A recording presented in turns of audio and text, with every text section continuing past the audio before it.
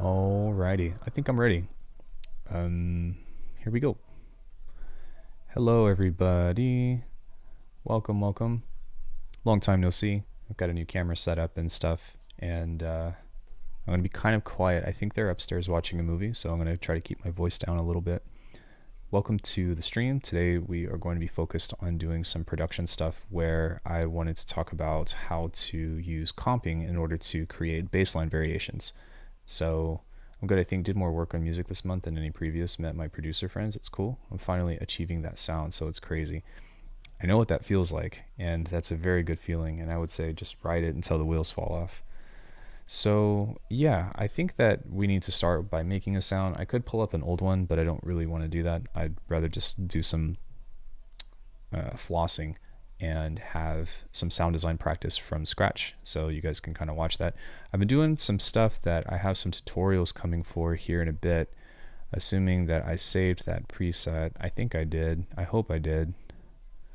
Yeah, I did. So we've got a video coming out on this sound that I made earlier, which sounds really nice together with something kind of like this. It's very basic, but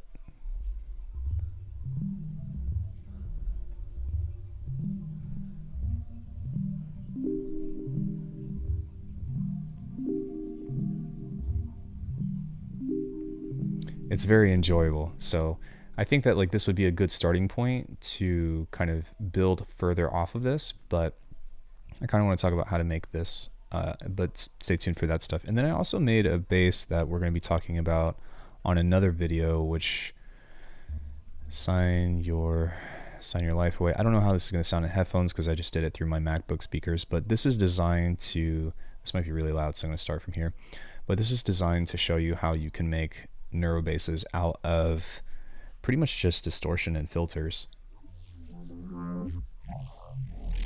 Okay, it's not too bad.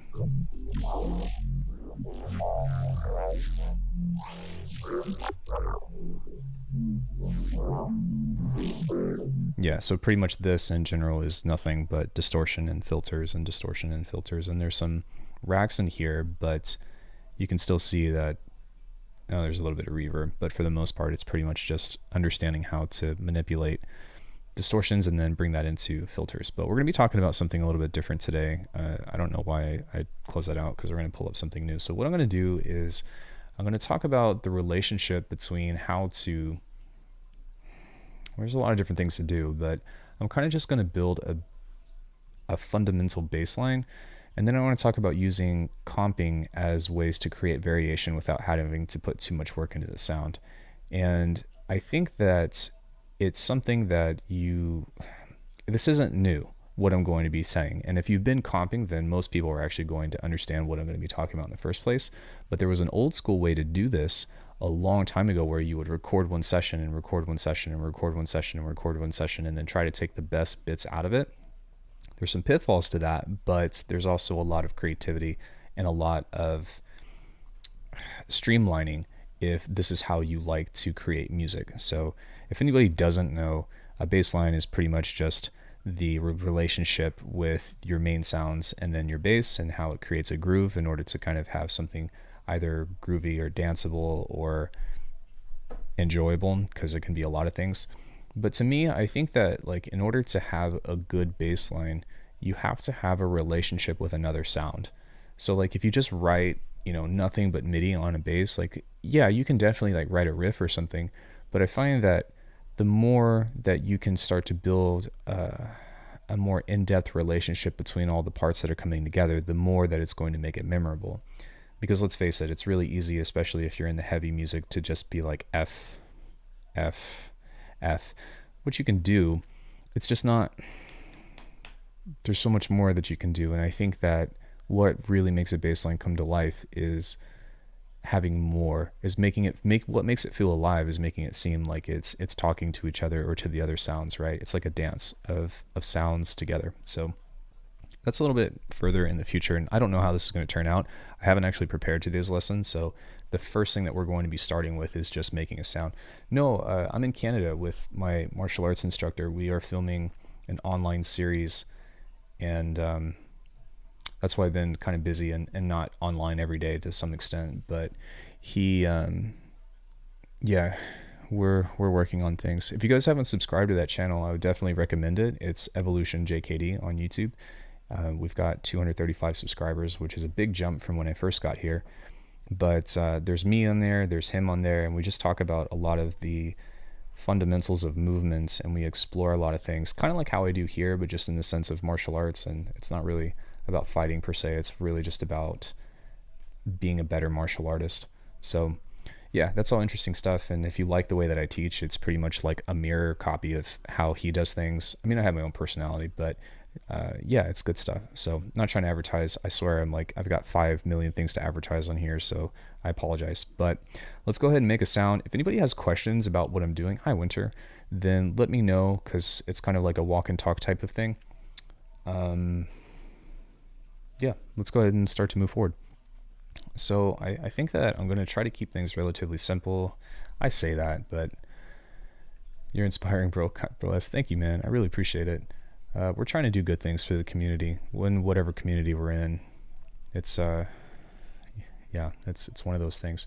So all right, I need to get into some decision making here. I think what I'm going to do is do an FM bass. Recording to logbook. Yo, someone just followed. As soon as it pops up in the chat, I'll be sure to thank you. I really appreciate that. And let's just kind of create a tone. Recording to logbook. Yo, thank you, Michael, and thank you, Peta. I really appreciate the follow.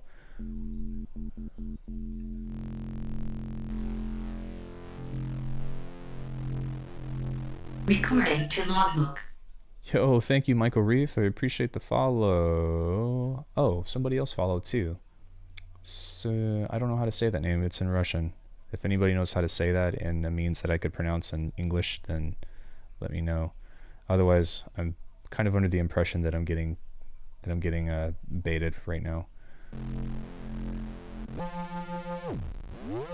Okay, I think that's fine. It doesn't really need to be anything that intricate or extravagant. So we're gonna move a distortion here. Sergey, thanks Arbon, I appreciate it. Yo, Sergey, thank you so much for following. I appreciate it.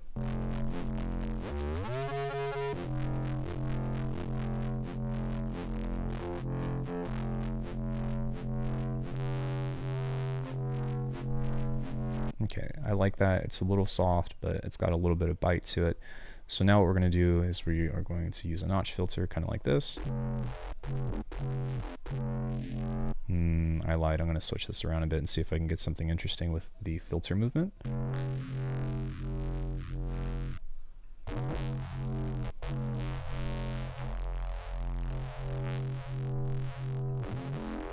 Okay, so hey Snail, what's going on? Long time no see. So as I always do with all neurobasses, this is pretty much like a bread and butter thing that I do. So we're going to create 2 of these randomizers first, but I'm going to map the speed of this to about here.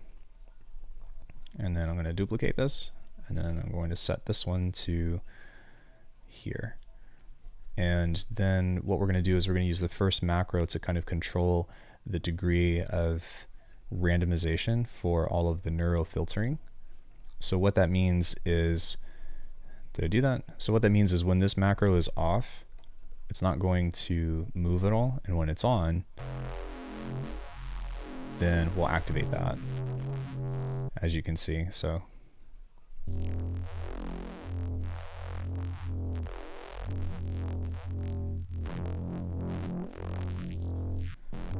okay, I kind of like that. So what I might even do is just a little bit here and see what that does.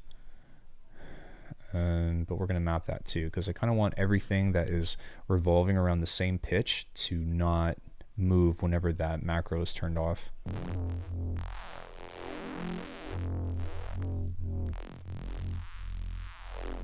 Okay, and then just for funsies, let's go ahead and add in a touch of noise, like literally maybe 1%.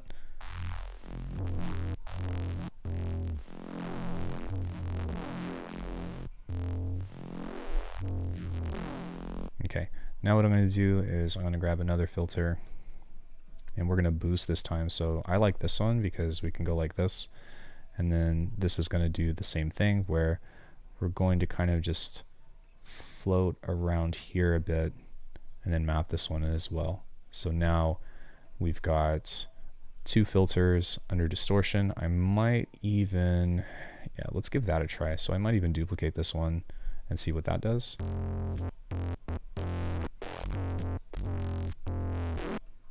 Okay, maybe before. Okay, now that's a lot more aggressive, so now we can throw a limiter on here, and we've got something to bite through, something to cut, so we've got ourselves a nice fat chunky bass. Let's move on to the next one. We are going to grab an envelope, and then we're going to do this and create kind of just like an acute bendy pointy thing, and we are going to map this to here. Right click, and then let's go 24. There we go.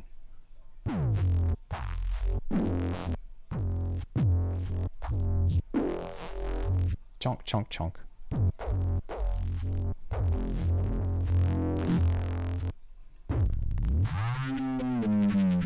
Okay, and then I'm going to detune this just a little bit more.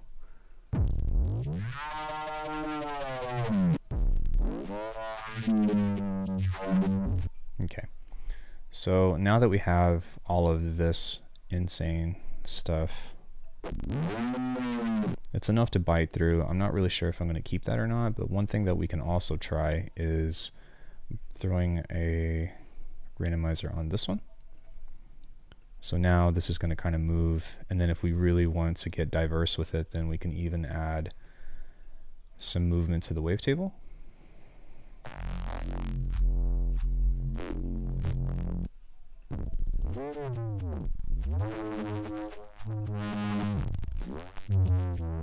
And I'm not really sure what happened, but this macro, oh, that's why. Okay. So this is supposed to control all of these, but since they're all the same speed, we can kind of just adjust that here now. It's not that big of a deal. But what this is going to do is whenever we turn this macro up, it's going to make these move faster. So you can kind of see what goes on from there. All right, so we've done a lot of crushing, and we're going to go here now and kind of turn this down. And then I think what I'm also going to do is adjust this by like 25%. And then do that. So that way, 15, 14%. Because when all of these filters are off, with all this distortion and stuff, it's going to make it louder. So we want to kind of reduce the volume when all that stuff is on. That's going to make it a little bit easier to control. Then let's get into our slice EQ. And I'm just flying by the seat of my pants, guys. So if you're like, why are you doing this? Then it's most likely because I feel like it. Man, when are they going to update multipass and snap heap like they said on the last stream? I'm so impatient for that. They were expecting a summer release, but they're trying to get a lot of content prepared, so that's why they're not quite ready yet. I know. I'm ready too.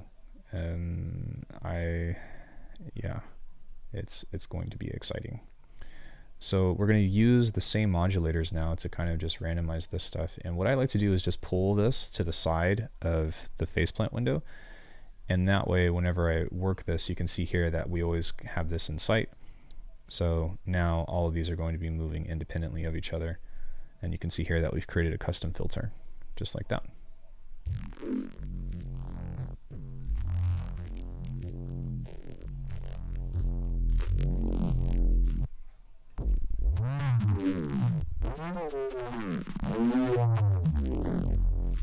Cool. So we don't need to do too much more to this before we get to the generative part, but now we can throw a orc into time, which is an OTT. I've adjusted this slightly, so if you pull up an overachiever preset and well, it's like that, then all of these are turned on. So you want to turn off the very bottom, the very top. Then I do 2 more things. I move this to 126 Hertz for the bass, and I solo it like that. Actually, I guess I forgot to solo it, so I'm just going to save over that now. Or sorry, mono that bass. So that way, whatever we do with any kind of like phasing or anything or something like that, just in case, the bottom end is always going to be usable. Hey, Andre. Hey, Alk. Many thanks for Eternum 2. Very useful tool for cutting. Yo, thank you so much, man. I'm so glad you like it. I'm always hesitant to put out products just because I never know how it's going to. I never know how people are going to receive it, but the better I get, the more that I'm like, I really want to make sure that people get value out of that. So I really appreciate the review, and I'm so glad that you like it. I really want you to get as much value as I can put out that makes sense monetarily, right? So thank you so much, man. Let's see. Okay, that makes sense. Sound People Update is going to be a game changer. I just bought Multipass on sale. Yeah, the new Snap will not actually, everything is being updated. So Multipass is being updated, Phaseplant's being updated, and so is Snappy. So they're all going to be. It's going to be good. It's going to be good stuff. All right. So we've got this bass to work with now. We just added a little bit of OTT.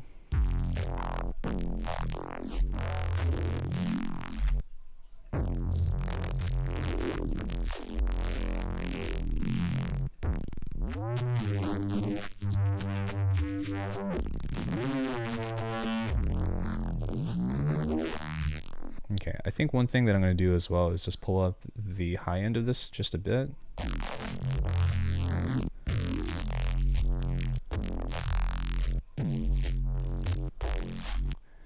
Zero dib what? I don't know what that means.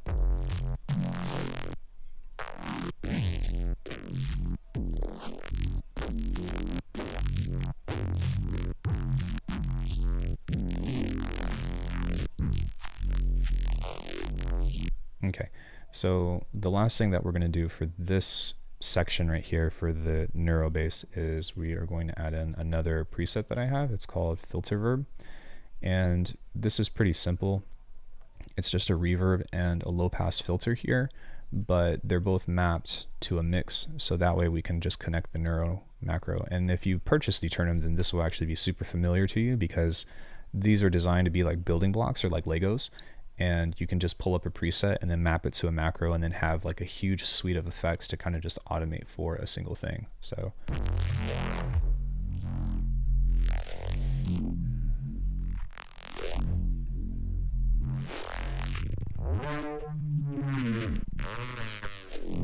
but you can see here that okay, they're speaking a different language. So you can see here though that within adding that, we've created space just with reverb, and I kind of prefer to do that these days as opposed to like chorus and stuff, because flanger's okay, phaser's okay, but chorus in general, the delay aspect of it can kind of make things super messy, especially where it's most important, which is in the midband.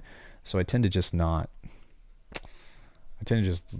use that as much anymore unless if I'm doing something very specific, at least as far as like mid basses and stuff.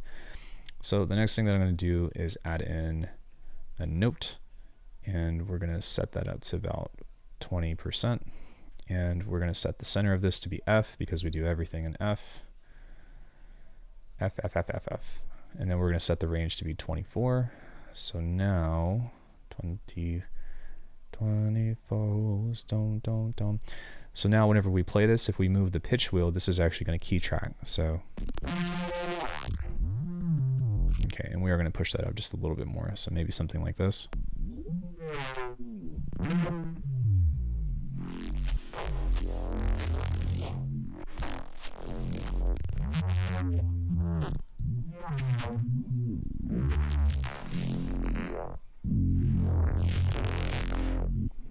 Okay, I like that. So this is going to be for utility purpose now. So this is going to not do anything specific other than key track. So as the sub plays higher, we want to start cutting next to it because of something called Fletcher Munson. So this is actually going to make the sound cleaner. So as I play a higher note, you're going to see that this is going to sweep up, and then it's kind of just finding the sweet spot. So if you look right here, I better use my mouse, but if you look right here, that's where the top is. So we kind of want to set that there. And then just pull right next to it. So that way, what I'm trying to do is get this little slope to kind of start cutting it off, so it makes it a little bit softer. So maybe by like 5 hertz. Just right there.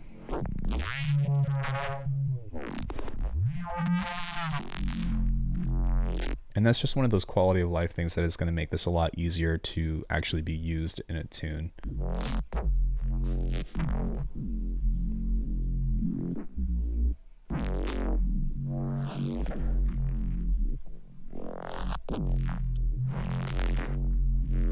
All right, so now that we have something like that, there's a few things that we can do. We can go a step further and start using another multipass and just like break this to hell, but I think I'm just going to kind of expedite this a bit.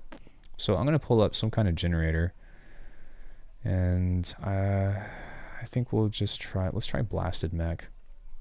And so what this one is going to do is whenever this is turned on, it's going to create different pitches and generative things. So if you just take a listen, it's going to sound like this.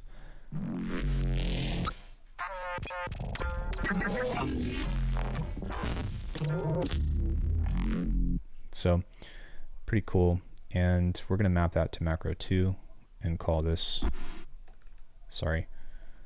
generator. And then as well, one other thing that we're going to do is we're going to set another randomizer, but we're going to set this into step mode, something kind of like this. And then we're going to set this to 24 decibels, but it's bipolar. So the range is going to span 24 semitones, sorry. The range is going to span double that because it's both positive and negative. But from this, we can set this here on the random. So that way, whenever the generator's turned off, it's going to play our root note. And then whenever we turn the generator on, it's going to activate both the multipass of the blasted mech as well as the randomization of pitch. Yo, Alk, it's been a minute. How are you? I'm doing good, man. I'm just doing some stuff. Reverb adds both stereo space and ambient space, which kind of places the bass in a room. Yeah.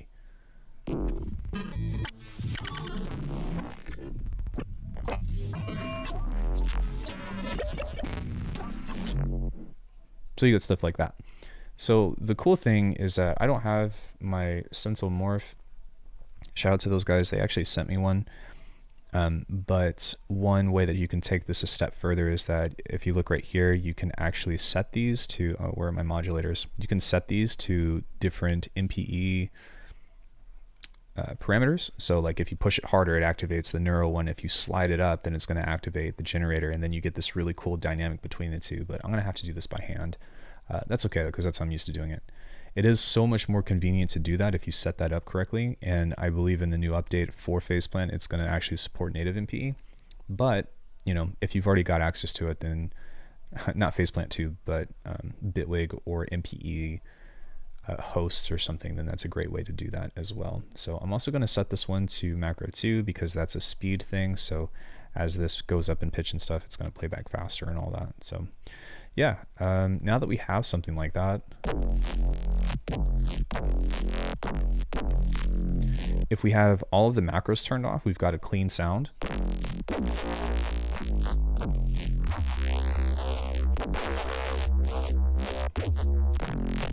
And the little pitch right here is just this little thing, and that's why it kind of has that cool sounding thing. It's where it's like, so initially what I'm trying to do is cover both the stabs, the fills, and I guess the sustain, because that's kind of like the 3 main kinds of bass phrases that you have. There's probably more, but I find that if it's in the beginning, it's a stab. If it's in the middle, you've got a sustain note. That's usually where you've got something tonal, like a bass melody or something.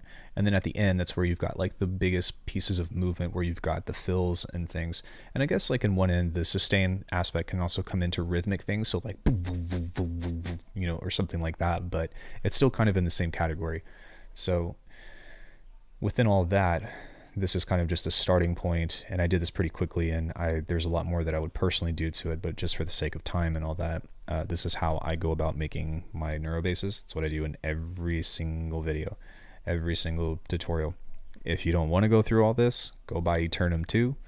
It's on sale on my website, and it's got a ton of content. A lot of people have actually purchased it from my community. Thank you guys so much. Wait, the camera's over here. Thank you guys. I really appreciate that. So yeah, let's just do a quick run of how all this sounds. Okay,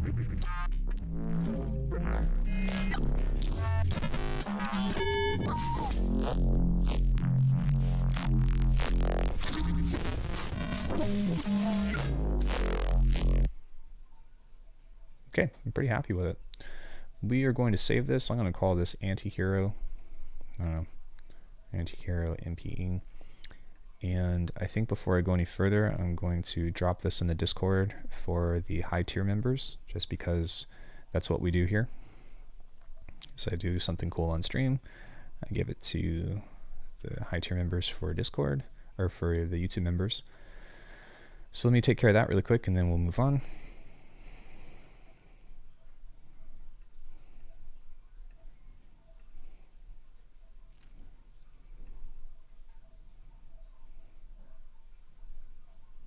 If any of my ALCA members are here, thank you guys for being here. I appreciate your support and I love you and I miss you. And there's one person in the chat that will get that. There we go. Okay, moving on. What we want to start thinking about now is giving this some kind of relationship, because if it's just by itself and I'm just like, and that's it, like it's not gonna do anything. What most people do is a kick snare pattern, right? So let's say I was gonna do like a halftime tune or whatever. I'm just gonna be somewhat lazy with this, so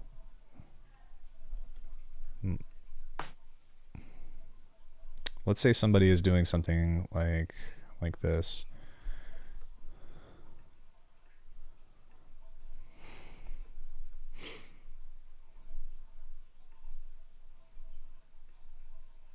We're going to swing this one.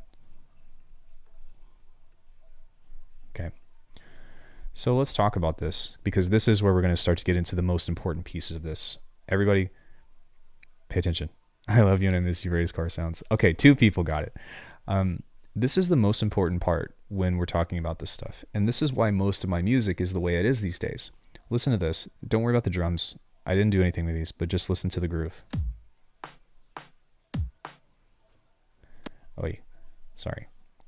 So the thing with this is that when we're talking about building a relationship, compressing or composing, comping is an actual function of bass. It's taking multiple takes of something and then finding the best takes of that. Also, hi LC.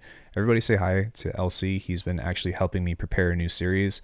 Thank you, dude. I really appreciate it, all your stuff. Much love to you. So taking a listen to this though, we want to pay attention to the rhythm that I've created with these 2 sounds and try to think about how there can be a relationship between the bass and the lower register and then also these sounds, right?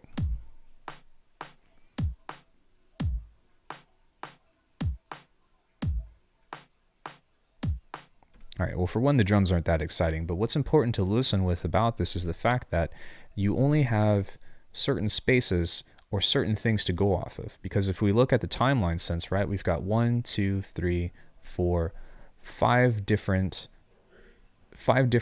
moments of rhythm within a single bar that we can start to fill these bass lines in with, right? So the most common one that people do is, I'm going to turn this off, but the most common one that people do is just a downbeat bass and then have some other kind of interesting fill or something, right? So something like this would be super common.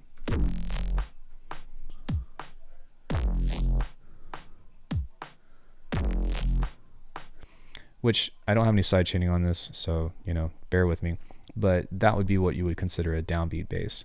The second thing is if you've got a fill, which you move this over, you've got something else in between, and you have something kind of like this going on. So let's just say you've got, you know, nothing here, but you've got a fill bass for that last hit of the rhythm.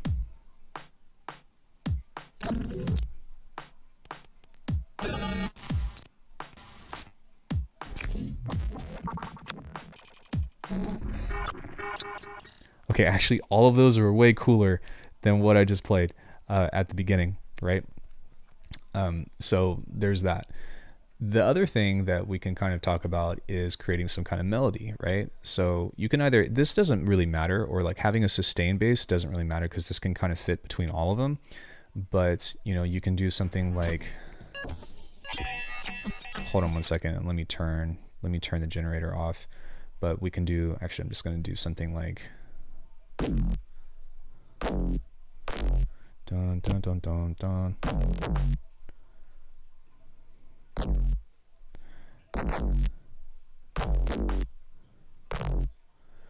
Do do do do do.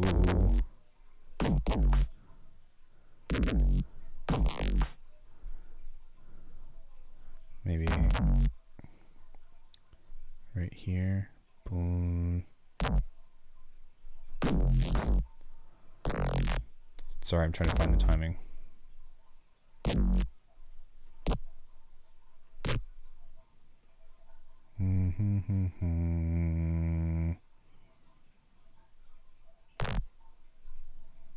And then maybe another one right there.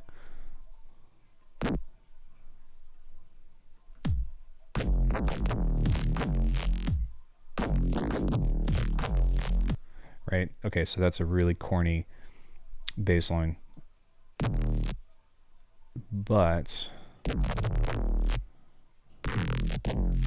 in that aspect, we've got something that's kind of sustained in that sense. What you can also do is something even easier of just like, you can do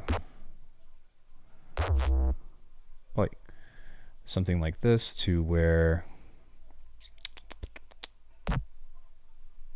okay.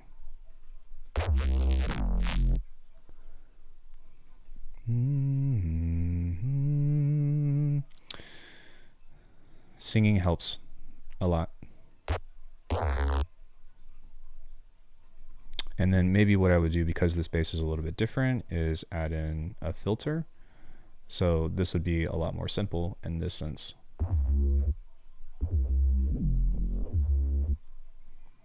And then what I would do is maybe place that last hit on this kick right here. So that way they're matching up. And what we're trying to do is create, again, a relationship with the rhythm or with the other elements that we have. So in that aspect, instead of just putting everything to be quantized on the grid, this one in particular is a little bit moved off, right? So even for here, you can see that there's a bleed over like this, and this is going to make this not make sense. So what we want to do is instead do the same thing where we cut this off, maybe Command E, and move this here like that. And then we can drag this over to match up with that. That's fine. There's a little bit of bleed right there, but it doesn't really matter. So now within these hits, everything is playing together within this particular rhythm. So we've got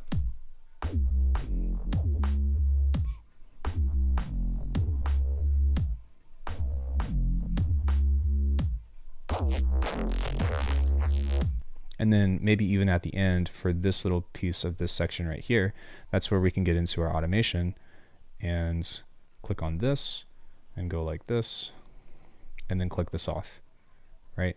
So now we're kind of getting into the most basic sense of just how to make this stuff work together.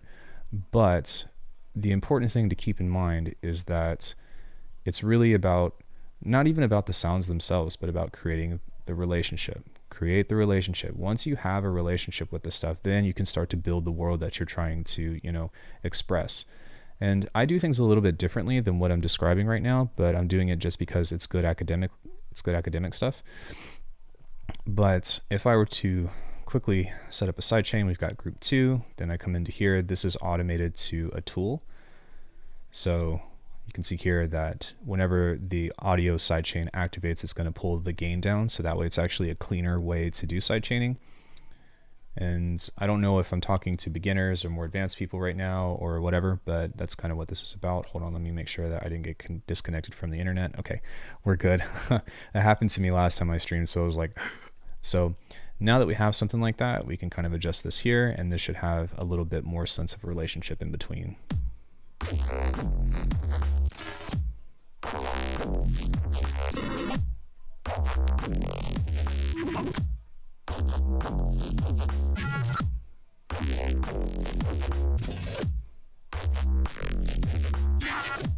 Okay, so now you can see that like this is actually starting to work together, and these are starting to have different types of a more complex relationship, right? So one thing that I am going to do, just because I don't want to sound like a complete amateur, is I'm going to add some clipping to this. G-clip, maybe. G-clip is broken right now. I don't know, but you can still use the parameters over here to where you can clip this. And then I'm going to change the softness up. And then just do some glue compression maybe, just to make these drums a little bit more punchy.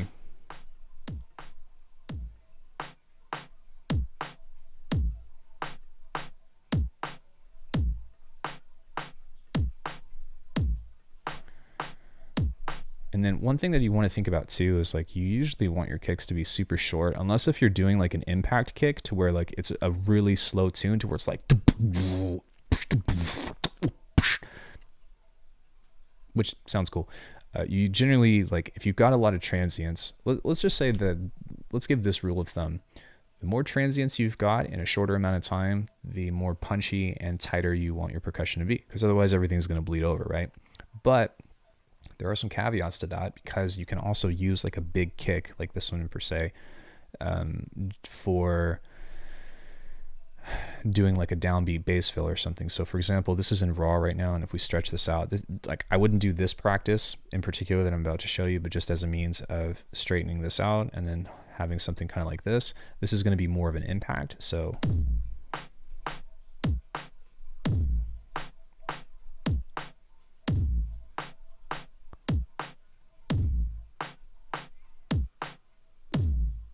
okay, that makes a little bit more sense. This kick is also out of tune, but you know, there's only, what can I do? So last but not least, we're going to turn this up, Pro L, and then we're going to talk about the second part of this, of making this work, which is the mixing.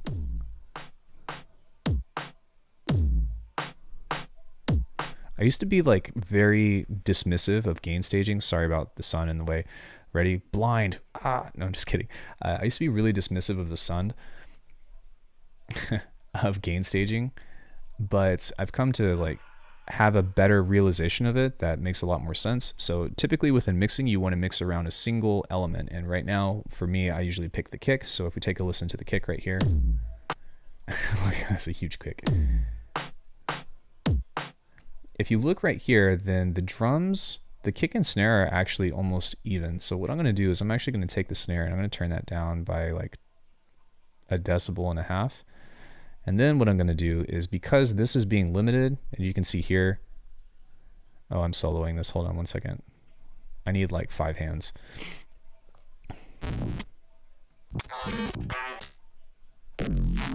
You can see that that's already peaking around here at 0 dB. So that means that if everything is being pushed to the max, we can kind of turn everything down here a bit. And you can also do this with a tool, which is a cleaner way to do it. But just for the sake of demonstration, I'm kind of like, you don't need to.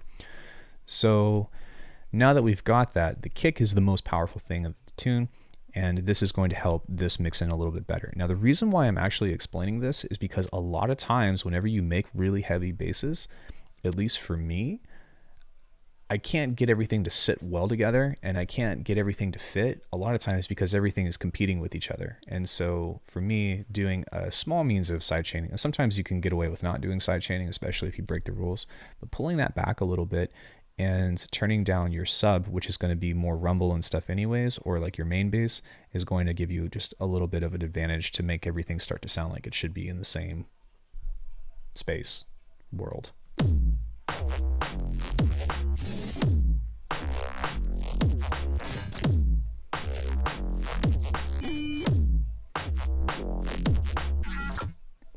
And what's kind of cool is that now we're already kind of getting into some variation from the generators. Now, I don't want this to go into a different video, but let's say you're liking some of this stuff. Like, what you can easily do is duplicate this a few times. I don't know what I just pressed, but we're going to go back. And this is kind of the problem with MIDI sometimes, is that if you've got anything that's randomized, then you don't know what you're going to get, even though the timing is right, which can be good. But what you can do is just highlight all of these and then go bounce in place and then pick your best one. But this is going to be kind of tackling a different issue when you're still working within MIDI, if that makes sense. So let's go ahead and create a MIDI variation of the second one, so that way it's not completely the same every time.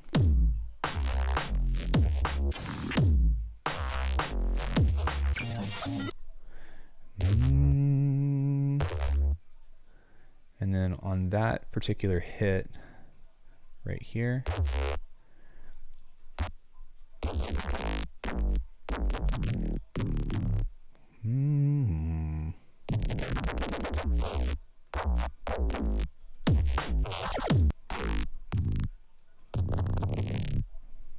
there we go. I think that's the one I want.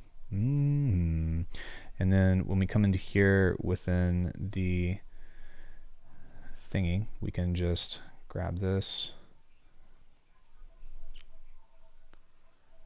and do this instead. So on this hit, on the top one, like this, we're going to come on over here and we're going to switch that there. And then that little hit right there is going to be, got to make sure that it's in time. It's close.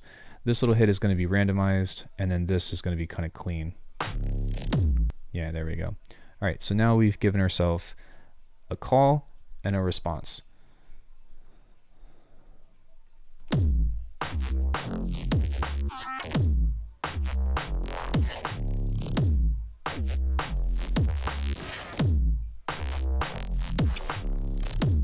Right? So working from that, we've got a lot of different things to play with. Now, I kind of got off tangent here, and I am working with drums, but I want you to keep in mind how the bass line that I created was pre-framed or was centered around creating a relationship around the kick and snare. And one pitfall that I want to warn you all about is the fact that if you keep doing music this way, which is totally fine, by the way, like, there's nothing wrong with it, but if you keep doing music this way, then you're always going to be thinking about centering around the drums. And sometimes if you start with maybe a different piece of percussion, or you start with a percussive loop, or you start with even a melody or a chord progression that has a different sense of rhythm, you can start to come up with new and interesting bass lines because you're trying to, again, think about the fundamental being the relationship that you're creating, as opposed to, okay, I've got drums and now I need a bass. And that was something that I ran into a lot. So hopefully that's a helpful tip to you. This is the easiest way to do it. It is sometimes the most efficient, especially if you are drum oriented, but I kind of just want to help you expand your possibilities for where to explore, if that makes sense. So for the next piece, which we're not even like to the thing anyways, I guess there's a lot of setup that comes into play, but hopefully this will be a cool presentation for everybody, is the fact that now we want to start thinking about different, or changing different parameters, right? So maybe on one end, I'm going to set this up, and I'm going to set this to loop, and we're going to start to get into comping.